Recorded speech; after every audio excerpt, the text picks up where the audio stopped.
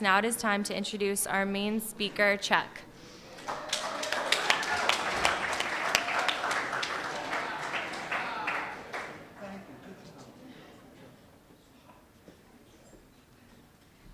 I'm Chuck. I'm an alcoholic. I feel like shit. You want me to touch it? What? Two hands. Oh, this is no good. Thank you for having me, and I want to tell you before I get lost in me. Thank God for Alcoholics Anonymous and these 12 steps, and a loving and forgiving God that I found here. For without this, my life would not be what it is, and I'd probably be dead and as miserable as I was for so many years. As you heard our leader share, and you know that self-centered fear that is part of our disease will stay with you even sober if we don't find the steps, and rarely have we seen a person fail who has thoroughly followed our path. And of course, I didn't get that for a long time. I went to my first meeting in 1978. I was taken to an NA meeting, and it was actually, I don't relate to these people. But when I got here in 1978, I 13 years, 37 rehabs. It's kind of a career change. I have this girlfriend. I swear to God, every time I'm with her, I get. My nose starts running. I feel like shit. I think I'm allergic to her. I really do. At any rate, I'm here to tell you still can function at 70, which I am. God has been good to me. I come from a long, I'm Puerto Rican, along Puerto Riqueño. Yes, my family is from Puerto Rico, yes. And when I went to college, my father was in his 30s, his late 30s. But this is kind of sums up my family. I remember looking for him. I played college basketball, that's why he was there. He came to all my games. And I was looking for him, and I didn't know where he was, and one of my friends says, he's with Barbara, because I like Barbara. You're fired. At any rate, I ran into him later, and I said, Dad, what are you doing? She's 21 years old, and this is what he said to me: if she dies, she dies. That's the family I came from. I had an aunt who was much younger than me. We really had a fun family. I don't even know why I'm talking about that, but I'm not myself. I feel I'm a little off, and physically. If I feel any worse, I'm going to go to my knees, actually, just so I don't pass out. No, I'm serious. But you know what? To me, that's nothing. I remember the years of just pulling up at a stop sign, opening the door, throwing up, and just continuing on my way. This was a very, very long journey for me. In 1978, I went to this meeting because I was court ordered, and I'd stayed out of jail for decades. My lawyer was Robert Shapiro. And I stayed out of jail until one day I didn't pay him. I'm serious. They should have that on Monopoly. Go directly to jail. So anyway, I did. I I went to court, and he said, you have to check, and I went, no, and I went directly to jail. I got 18 months. Paid Robert and got out in 17 days. It's a whole nother, I was unable to use, which I nurtured these relationships. I mean, you know, I found something that I loved in drugs and alcohol, and like when a real alcoholic drinks, when you the first time, you know, you drink, it really lights you up. I mean, it changes you, and that's the difference between a problem drinker, a normal person, and an alcoholic. It immediately starts an allergy, which is only satisfied by another drink. And then you go to sleep, you wake up, and you're fine. Until you have the next drink, then you'll drink yourself till you pass out. You do that long enough that it will couple up with an obsession, and then you wake up needing to drink. And then when you have the double whammy, the obsession and the physical allergy, you drink until you die. Or you find AA, and God blesses you, and you do the work. And 13 years, in and out of every rehab they had, and not just once. I mean, I went to 37 different rehabs. Right before I got sober, I didn't know I was getting sober, but I was with a really nice Jewish attorney, this lady, who didn't want to have a relationship with anyone with tax problems. She didn't care that I was a junkie, but she was very smart, actually. She got me a tax lawyer, and the lawyer saw me, and at that time, I weighed 127 pounds and had 15 teeth, cleverly placed for your amusement.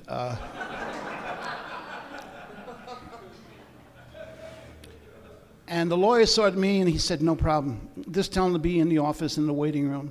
And what he did was he had the man from the IRS come, and when the guy went in the office, he said, did you see that guy in the waiting room? He said, yeah, that's Mr. Negron.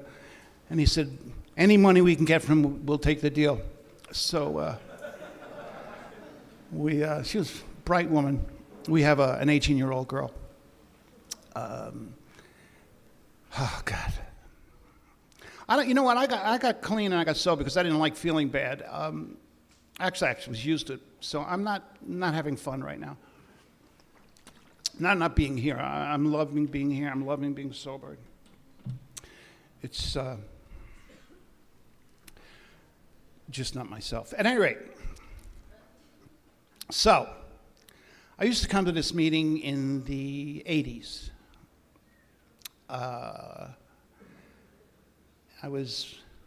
started coming around, I was in my 30s. Then I used through my 30s, I used through my 40s. Then I got sober in 91, turned 50 before I had a year. And started this journey. And for all of us that are in this room, if we're new or we're just coming back or we're old, we're in the game of life. We're in the game, we have a shot because we're here. And we have the opportunity with this wonderful 12 steps to change our lives, change our thinking. And, you know, for me, the miracle of this program, the obsession ran me. That's why I was in so many rehabs. I left. I mean, I remember, you know, leaving, actually saying to myself, and this is the truth, the obsession was so relentless. And it just, oh, you'll go here, you get this, and get out of this place, it sucks, and boom, and, you know, saving money, you know, because my wife would come, at my time, my girlfriend, she'd always leave a couple of bucks for me, and, you know, at that time, everyone smoked, so I'd save all my cigarette money and mooch cigarettes, and when I got enough money, I'd leave.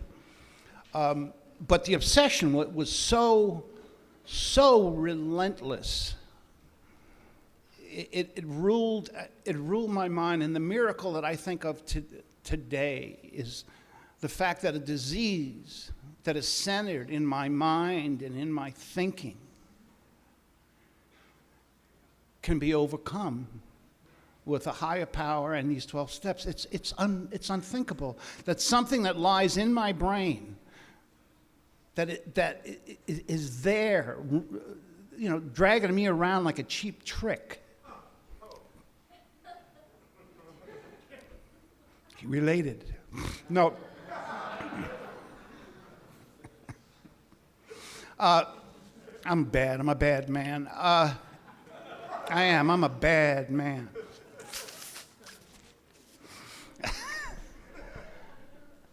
That somehow your brain can be maneuvered out of the way by letting God in. Because when you let anger in, anger is so powerful, resentments are so powerful, that there is no room for anything else. So when you are full of anger and resentments, that is all that is in you. Because love, tolerance, patience, kindness will leave you. There's no room for anything but that. So we are in harm's way when we allow that to happen. And the grace of a peaceful mind, the grace of being sober and being accountable can be lost in a heartbeat. Because this thing is waiting for you. Now, the more years you have and the more work you do and the more tools you have, the more aware you become of this thing sneaking up on you. But the more aware you become of how long you can go, the more treacherous and dangerous it becomes for you.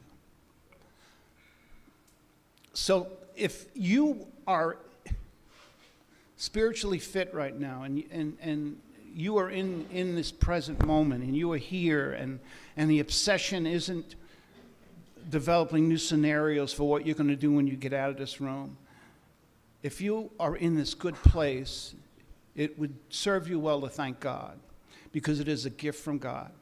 It is a gift. A gift that how the hell did a guy like me get clean and get sober?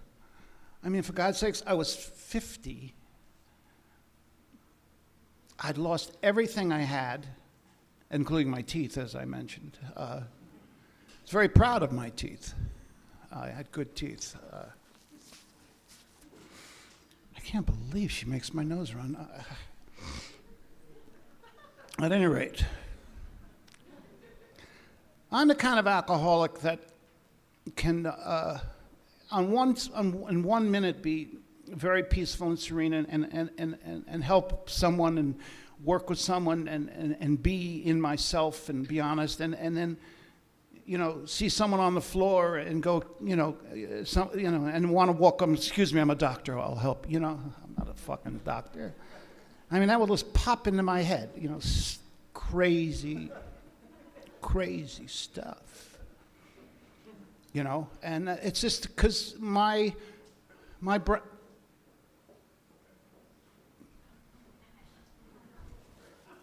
yeah, I'm looking at you. At any rate, no, I'll tell you, I've been in the bathroom 3 times. I want to tell you, after your 60s, you spend as much time in the bathroom as you did when you were doing crack.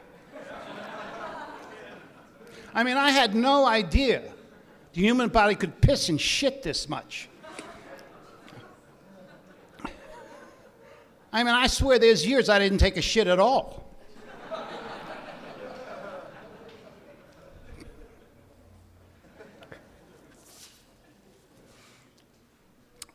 I was, my life, when I was 7, I was put in an orphanage with my twin sister. My twin sister brought me up. So when I lost her, I went into this very, very dark place. And I didn't even know. I was, 8 years old, 7, 8 years old. I didn't know what depression was, but I went to this very dark place. And I stayed there for a very, very long time. And then I learned to protect myself because at that time, and actually there's a big story today about a college coach, but pedophiles found their way to these places. And I learned at a very young age to keep grown men off me. That is not a life skill. I have a line. My line has gotten much broader, but I had a line that would put me and you in jeopardy if I felt you were putting me in harm's way. It's taken me years to make that line really broad and to let go of the fear, to let go of the anger. And I want to tell you something that my alcoholism and drug addiction has nothing to do with my childhood, because when I started using, I'd already gotten out of there, gone through high school, became an all-city basketball player in New York City with great ball players. Four of the other guys played pro ball. I came to California, and when I was 15 years old, I made my first record. I was in a doo-wop group. I'm an old guy, you know. And I played the Apollo when I was 16 years old. So my life, by the time I was in high school, I was known as a kid that made records, an all-city basketball player. My life was good. I came to California on a basketball scholarship. You older guys will know Bill Sharman, who actually played for the Boston Lakers and was the initial general manager of the Lakers, who brought in Jerry West. He was the kind of guy that built this. Anyway, I don't know what I'm talking about. No, I just got lost there for a second. Oh, thank you. Will you come home with me? Because I find myself in rooms and I have no idea why I'm there. And my youngest is 11. And I go, Annabelle, did I come down here for something? And she says, yeah, ice cream for me. Because they all know they all know. Okay, I'm going to tell you what happened. In 1989,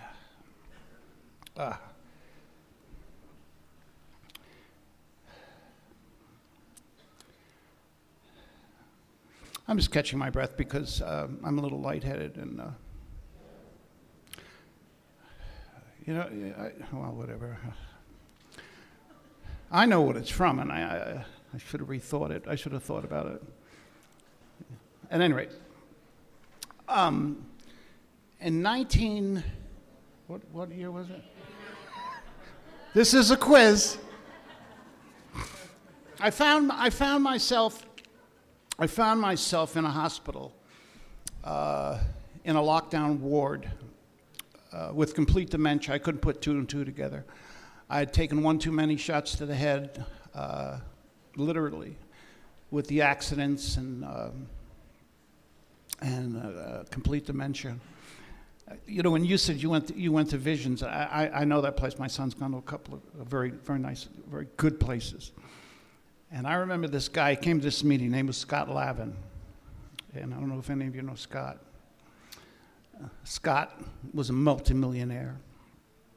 Scott thought going down to South Central in a Range Rover was disguise. Yeah, because he drove a Bentley all the time. Many of them will know him. Anyway, I hadn't seen him in years, and he came to see me to help me. He heard how bad it was, and I noticed he was limping. I said, why are you limping? He said, I got shot. And he got shot. He went out and he got shot. Anyway, he said, I'm going to call Betty Ford. And he did while I was there. And they said, no, we can't take him. you know. Betty Ford wouldn't take me because I'd gone to recover these rehabs, and evidently I was slowly slipping into this dementia with the detox medicine. So anything, let me tell you what happened. I don't find myself, I know this now, but I'm in a lockdown unit in Cerritos, California. I don't know how I got to Cerritos, California. And I can't put two and two together. And it's over. And they call my parents and they call my family and they said, well, he's not dead, but he's never gonna be the same. It's done. And in this hospital, they had this woman who taught adolescents, no older than 12, who had been in traumatic accidents, had brain injuries, how to use another part of their brain to learn to speak, read. And this woman heard I was in there, and evidently some of my music, I'm a musician, some of my music she used in her classes. So she took me in with these kids. I remember not fitting in the seats. I remember that. But she worked with me every day, trying to teach me. Now you're talking to a man, and I was 49 at the time. How to use another part of my brain. And the breakthrough, and I'll never forget it because the first thing I remember was there were these cards, and the 4 cards, 5 cards, and it was a story, and you put the cards together to show the story, explain the story. So I couldn't do it, and I remember, because it made me laugh, how stupid I was. She said, Chuck, look, here's the story. And the story was, Bill has a dog and a cat. How many pets does Bill have? And I went, who the fuck is Bill?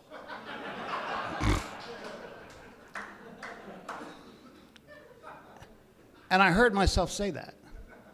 And that was the beginning of me actually learning another part of my brain to work.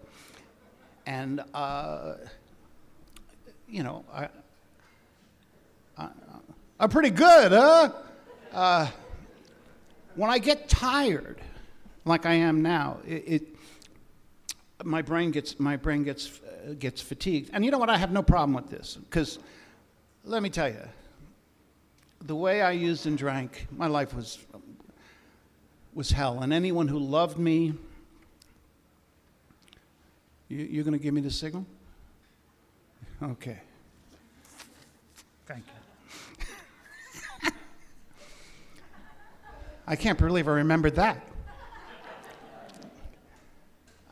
You know what? I'm a guy I'm full of passion, I'm full of energy, and I'm just not tonight, because you have to think before you have sex at 70.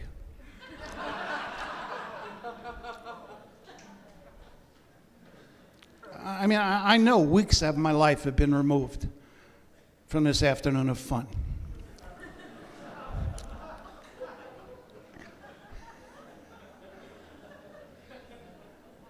I mean, I hope I never see her again.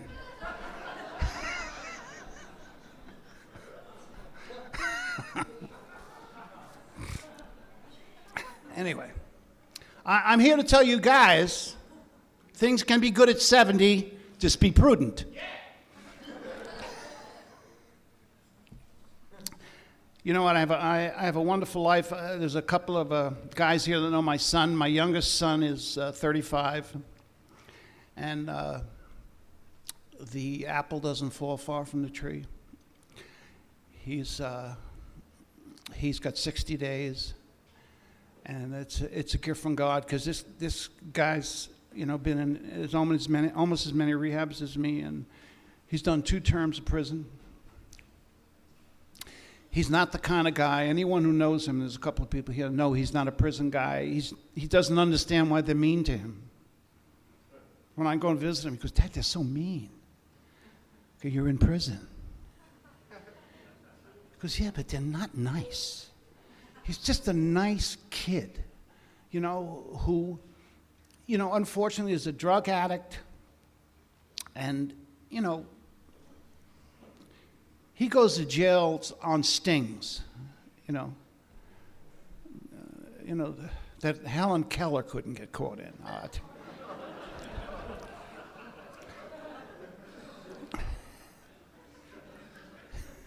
He's a wonderful boy. He's a wonderful boy. He's got 60 days.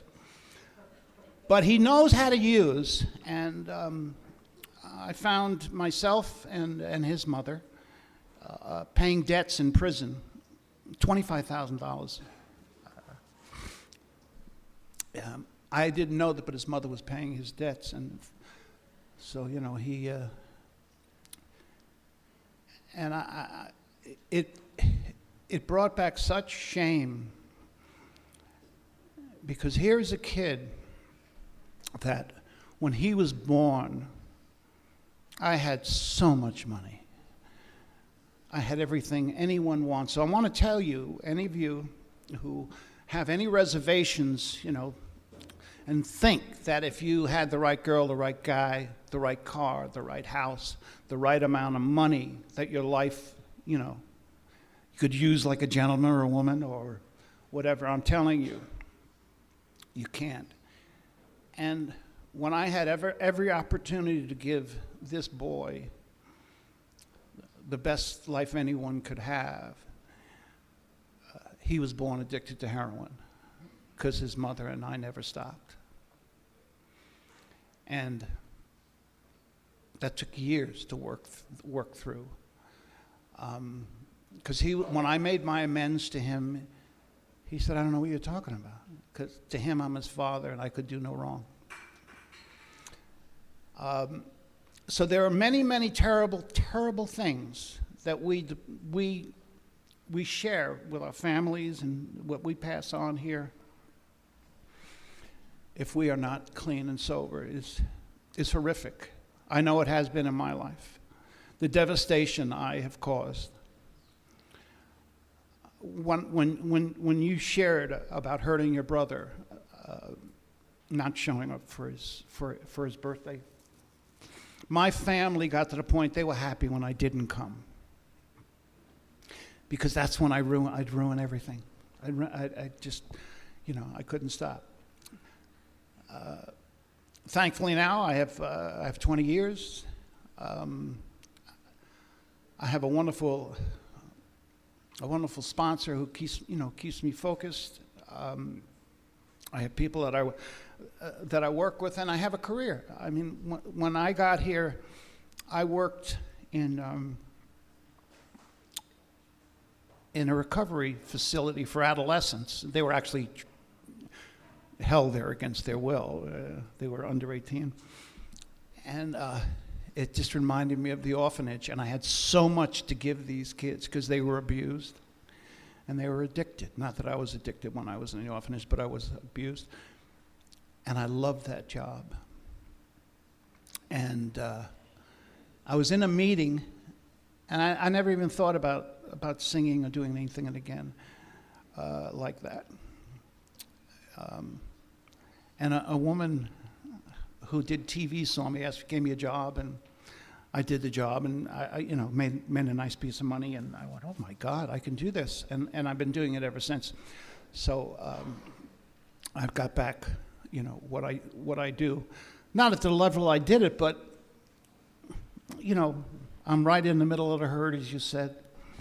My sponsor once said to me, this is just great. There's just so many great sayings here. There was a point in my recovery when I said that to him. I said, I'm really comfortable. I'm in the middle of the herd. And he said, Chuck,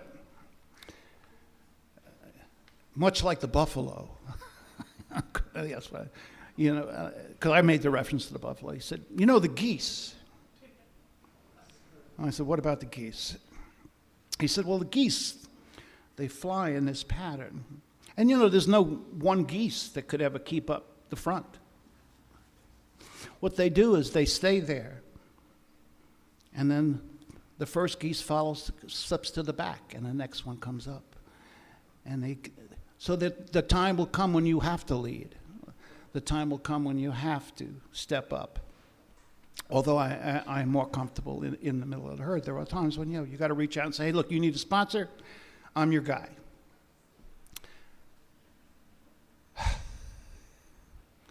Well, I turned 70 in June, and I got a new bed.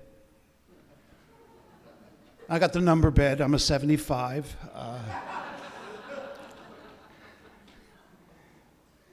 It has all the bells and whistles. Actually, it has one bell and one whistle.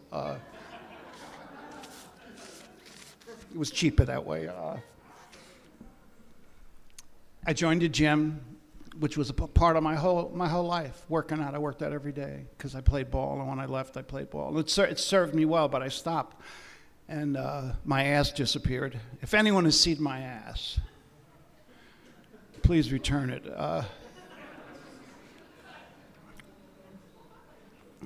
Actually, I think it's in my stomach. But that's a theory. It's not based in a book or anything. See, when I get too tired, I get real silly. So I'm going to probably wrap it up, else I'll start getting really silly. I want everyone here to do themselves a favor tonight. Go home and read the doctor's opinion, and get in touch with the miracle of one alcoholic helping another.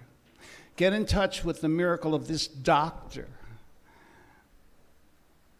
who didn't even believe God could help an alcoholic. See one alcoholic save another alcoholic. Read the doctor's opinion. It will get you in touch with the miracle that happens here. The miracle that happens here. I'm going to go home and read it. Thank you.